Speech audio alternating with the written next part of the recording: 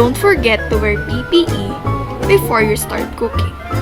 And when you're done, let's get cooking! In a hot oiled pan, fry the bacon. Make sure not to put too much oil as the bacon releases its own oil from its fat. Also, make sure not to put the bacon when the oil is too hot or too cold, because putting the bacon in a cold oiled pan will make it oily, while putting it in a very hot oiled pan will burn it. When the bacon reaches your desired crispiness, add the shrimp. Don't worry that the bacon will be way too overcooked, because shrimp only takes a minute or less in cooking. Also, don't forget to rinse the shrimp in cold water before cooking it to remove any loose shell bits or gunk inside it. When the shrimp is fully cooked, add the mushrooms. It is important to rinse them before cooking to remove its weird taste. Mushroom only takes seconds to be ready because canned mushrooms are cooked beforehand. So the bacon and shrimp won't be overcooked, I promise. And after that, add the seasoning. You may put more or less salt and pepper than I put in my filling. It is your dish, so it is your choice. And then, set it aside. In the same pan, add the garlic and saute it until you see a little bit of browning to it.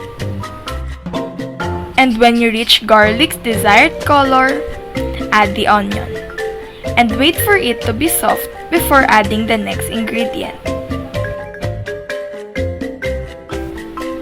After that, add the all-purpose cream that will be the base of our filling.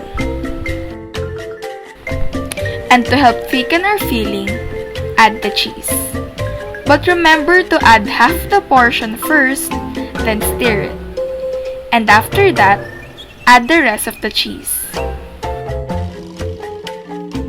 Add the bacon, shrimp, and mushroom mixture we did earlier to the filling, and mix it all up to incorporate all the flavors. Put a lid on it and wait for the filling to bubble up and thicken. And when the filling already thickened up, proceed on preparing the bread. So most of us, when we eat carbonara, we eat garlic bread as a side. But in this recipe, we will combine two dishes in one. So what you need to do first is to soften the butter using a spatula. Then add the garlic and mix it. Make sure that the butter is in room temperature so that it will be easier to mix. And then add dried basil leaves to the mixture. I would originally use parsley in making the garlic bread, but my mom forgot to buy one.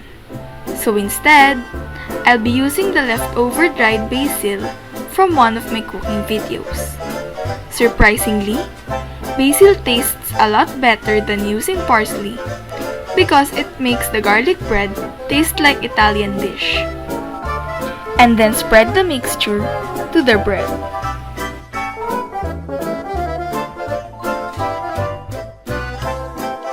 Then add 2 slices of cheese on the top bread. And then toast them up in the oven toaster until it reaches your desired color.